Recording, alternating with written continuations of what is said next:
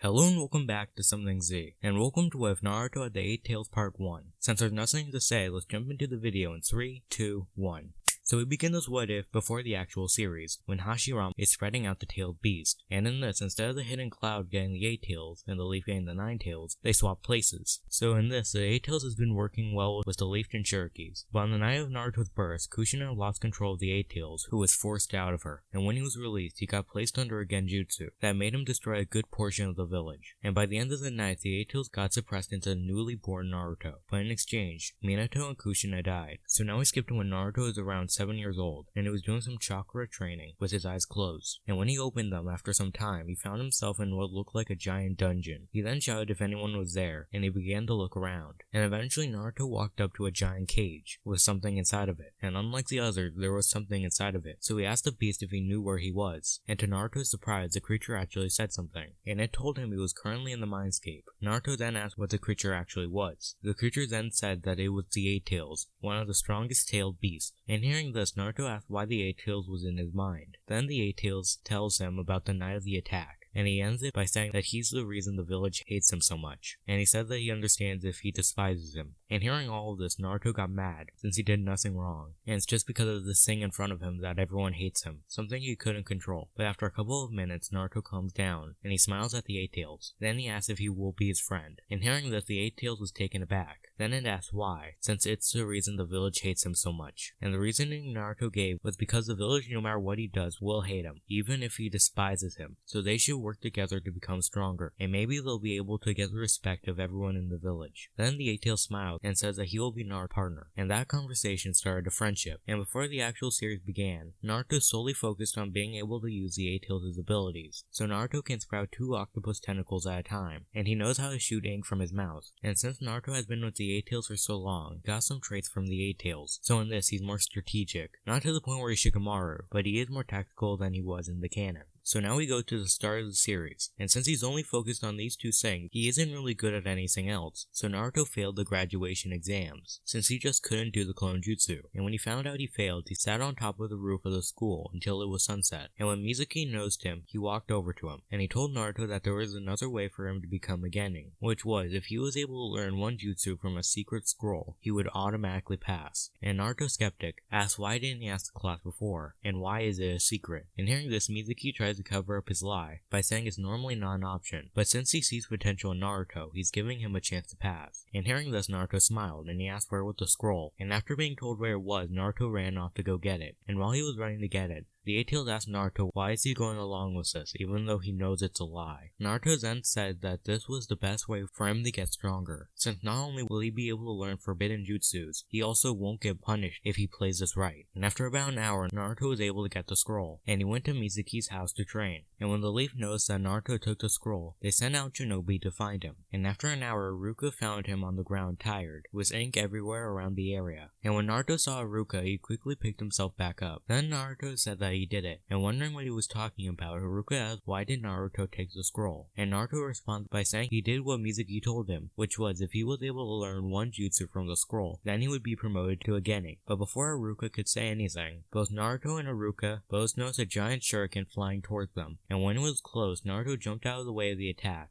and he was just barely able to dodge it. Then the 2 look at where the shuriken came from, and they see Mizuki, who then tells Naruto to give up the scroll. And hearing this, Iruka shouts at Naruto not to listen to him, and he shouts that Mizuki's lying. But hearing this, Mizuki shouts that he's not the only one in Naruto's life keeping a secret from him. Then he shouts at the 8-tailed monster that destroyed the village years ago. And hearing this, Naruto just nodded, and he grows 2 tentacles on his sides. And he says that he's known about this for years, and honestly he's nice when you get to know him. And hearing what Naruto said, Mizuki shouts that this is even more of a reason for him to kill him, since if he's talking to the creature, that makes him even more of a monster. Then Mizuki lunged at Naruto, and seeing this, Naruto tells Iruka to stand back. Then Naruto uses the new jutsu he just learned, which was the Shadow Clone Jutsu. So Naruto created around 200 Shadow Clones, which all had tentacles, and they began to beat up Mizuki. And when the sun began to rise, Mizuki was being on the ground unconscious, and Naruto undid the clone, so only the original was left. And it was then that Iruka gave Naruto his headband, and he told Naruto that he is now a officially getting. So now we skip a couple of days, and during that time Naruto practiced using the Shadow Clone Jutsu, and eventually he was able to use the ink he makes to make ink clones. So now it's time for the getting to be put into groups. Now the groups will be the exact same as in the canon, and all the same things will happen between the 3 members of Team 7. So now we skip to when Kakashi asks what their goals are, and Sasuke and Sakura's wants will be the exact same as in the canon, but Naruto's is a bit different, because not only does he want to be a Hokage, but at the end of his statement, he states that he wants to earn everyone's respect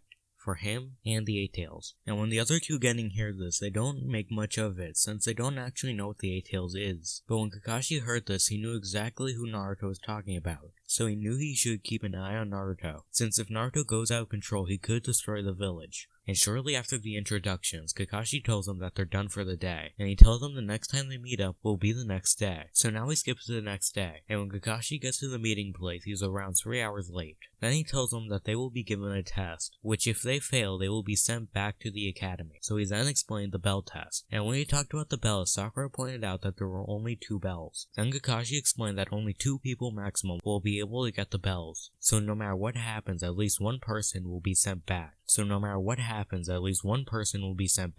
when the test was about to begin, Naruto looked around the area to see what was around him. And when the test began, Naruto jumped to find a place to hide, just like the other 2. And after a minute of hiding, Naruto creates 4 shadow clones and 2 ink clones, and he sends them on different sides, so Kakashi wouldn't be able to pinpoint where the original Naruto was. But Kakashi was able to defeat the 6 clones easily, and when he destroyed the ink clones, they left splatters of ink on the ground. Then Naruto was about to make more clones, but before he could, Kakashi appeared right in front of him, which when Naruto saw this, he created a clone, and they both grew 1 tentacle on both of their sides. And when they were fully grown, they both jumped into the air, and they shot ink directly at Kakashi. But when the ink hit Kakashi, he turned into a poof of smoke, revealing it to be a shadow clone. And before the 2 could react, the real Kakashi threw a kunai at the Naruto clone. Then Kakashi lunged at Naruto, and he grabbed him by the head, and he shoved Naruto's head into the ground. And when Naruto's face was on the ground, he tried to use his tentacles to help him get back up. But before he could, Kakashi forced him into the ground, leaving only his head visible. Then Kakashi left Naruto to go get the others, and after a couple of minutes, Naruto was finally able to leave the hole, and he began to run to find his teammates, since he knows that they will not have a chance of beating Kakashi on their own. And after a couple of minutes, Naruto was able to find Sasuke in a hole just like he was, and Sakura passed out on the ground. Naruto then pulled Sasuke out of the hole, then the both of them woke up Sakura, and when she was awake, Naruto explained that they won't be able to defeat Kakashi on their own. So then the 3 came up with a plan, and when they found Kakashi, he was out where the test began. Then Sakura threw kunai at Kakashi, which he was able to dodge. But before he could run to go get Sakura, a group of 10 Narutos shoots ink at Kakashi, which was able to hit him and blind him for a short amount of time. Then Sasuke jumped out from the trees and they used a fireball jutsu, which when it hit, it destroyed all 10 of the clones, and it seemed to have burned away Kakashi. And when the smoke settled, they see a burnt Kakashi on the ground. So the 3 walk over to the body and they take the bells. But before they could do anything, Kakashi jumps out from a nearby tree, and he tells them that they all passed. And hearing this, the group was confused, and the only 2 were supposed to pass. Then Kakashi explained that the test was testing their teamwork, and since they worked together, they all passed. And shortly after this, they left. So now they are officially Team 7. So now it's been days since the test, and Team 7 has gone on multiple missions. And after a cat rescue mission, Naruto wants something more since he believes that he can do so much more than just simple chores. And after complaining, the 3rd Hokage finally caves in, and he gives Team 7 a C-rank mission, which was to escort a bridge builder named Kazuna back to his home in the Land of Waves. And after a bit of talking, Kakashi tells them that the mission will start tomorrow, which they all nod and walk out of the room. So we skip to the next day, and it's been hours since the start of the trip, and Team 7 was walking down a path. And while they were walking, Naruto and Kakashi noticed that there were puddles ahead of them, even though the ground below them was dry, and the sky was clear, so the 2 suspected that there was danger ahead. So they both kept their guard up, and right before they walked over the puddle, 2 Chunin level ninjas came out of it, and they launched shuriken tied by chains, which wrapped around Kakashi and they binded him. Then the 2 go to attack Naruto, but this time Naruto was ready and he shot ink at the 2. Then Sasuke and Naruto began to fight the 2 enemy shinobi, while Sakura stayed by the bridge builder to make sure he didn't get hurt. But before the fight could end, Kakashi appears behind the 2 and he knocks them out. And shortly after they tie up the enemy shinobi, Kakashi yelled at the bridge builder since he mislabeled the mission. But even though Kakashi knows this, he tells the bridge builder that they will continue with the mission, but he warns that if he does this again, they will stop the mission and they will leave. And in this, since Naruto didn't hesitate, he didn't stab himself with his kunai, so he doesn't make his oath to never back down again. So now we skip a couple of hours and the group finally makes it to the dock, and after riding a boat for an hour, they make it to land and they continue to walk. And after a bit of time, Kakashi warns everyone to get down. And right after they did, a giant sword falls from the ground and it lands right in front of them. And when they look to see where the sword came from, they see Zabuza in a tree. And seeing and recognizing Zabuza, Kakashi uncovers his Sharingan, which makes Zabuza recognize him. Then Zabuza starts to surround the area in a thick mist. And when he was done, the two start to fight. And while they were fighting, the rest of Team 7 was surrounding the bridge builder, making sure he was safe. So the two fight until Kakashi gets trapped in a sphere of water, and he is slowly drowning. And a Zabuza water clone is slowly walking toward the Genin in order to get to the bridge builder. And seeing Zabuza walk over to them, Naruto creates 3 ink clones and 5 shadow clones. But when they went to attack the clone, they all got slashed with the clone's sword.